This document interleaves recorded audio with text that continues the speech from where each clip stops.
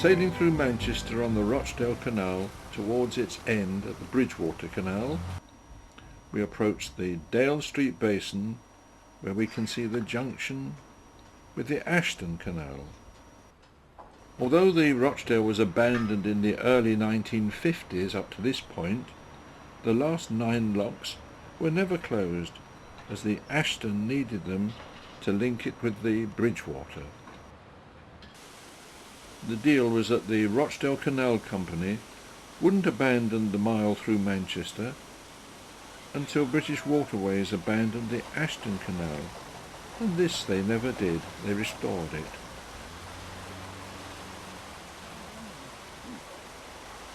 Lock 84 takes us under Dale Street and the building we see ahead, 111 Piccadilly, an 18-storey tower.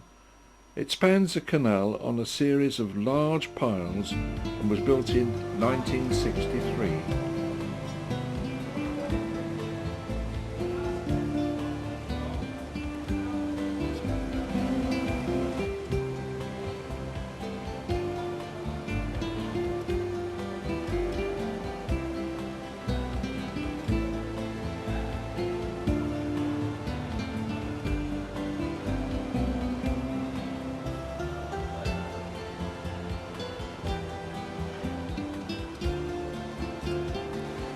Girders and arches above us support Piccadilly at its London Road end. From above, we can see Piccadilly leading into the city centre. As we turn, we see station approach to Piccadilly railway station. Gateway House on the left was built in 1967 after a refurbishment of the station.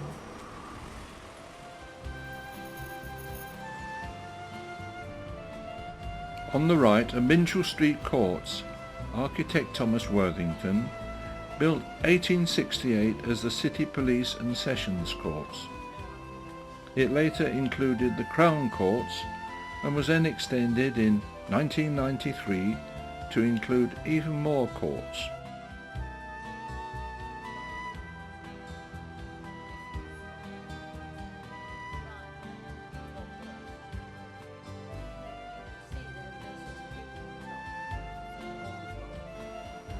In the distance is the only lock house to straddle the Rochdale Canal.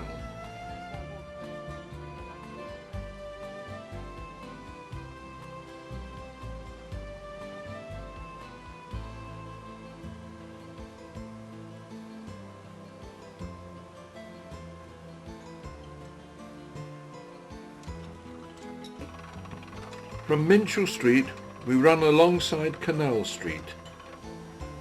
Many of its 19th century buildings have been converted into clubs and bars and are well known as a centre for the gay community.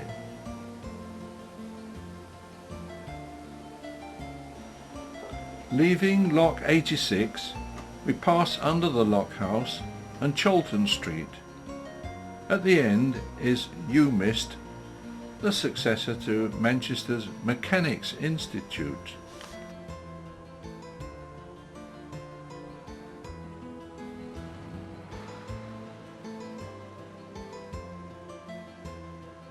We continue alongside Canal Street. To our left is the Beacon of Hope, a memorial to those affected by HIV and AIDS. This whole area has become known as the Gay Village.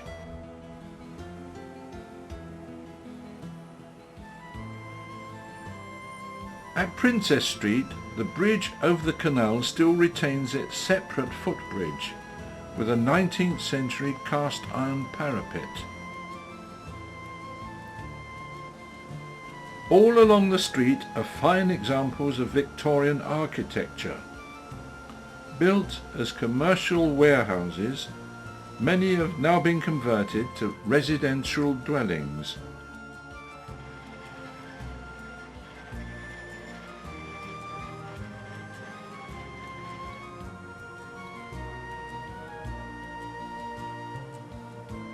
Running parallel with Whitworth Street We approach lock number 88, where the St James office buildings built on Oxford Street straddle the canal. Central Library, the circular Portland stone building at the top of Oxford Road, is a well-known landmark in the city. Palace Theatre and the former Refuge Insurance building, now a hotel.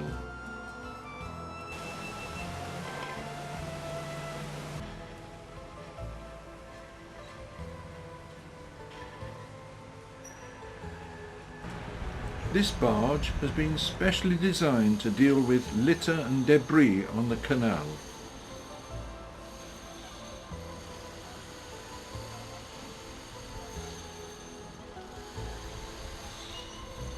To our right is the Manchester and Salford Junction Canal. This provided a shortcut to the River Irwell, avoiding the expensive Bridgewater Canal. It has been rebuilt to form a water feature around the Bridgewater Concert Hall and then passes under what is now the GMEX Centre and on under Granada Studios and out into the River Irwell.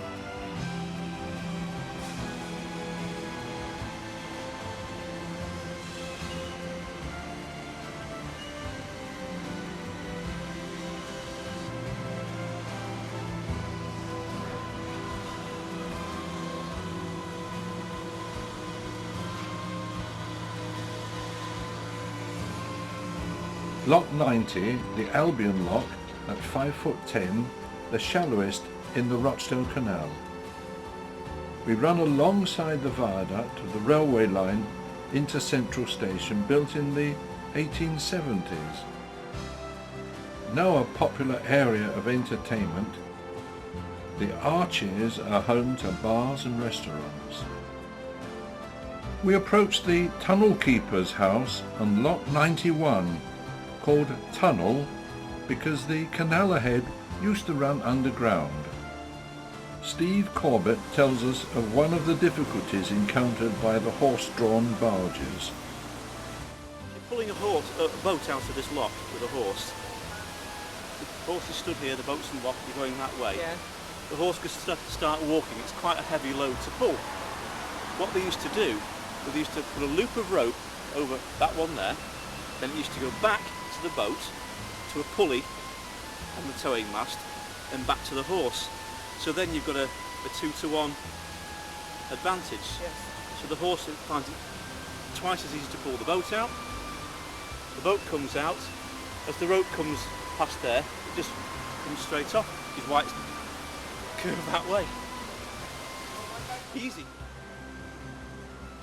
The Gaythorne Tunnel was opened out in 1902 when Manchester Corporation reconstructed it to form the bridge carrying Deansgate over the canal.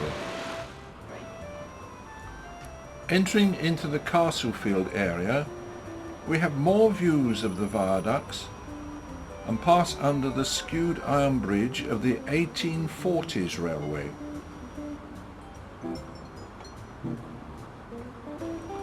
Conversion of warehouses and canal-side buildings have created apartments and places of entertainment, bringing new life to the area.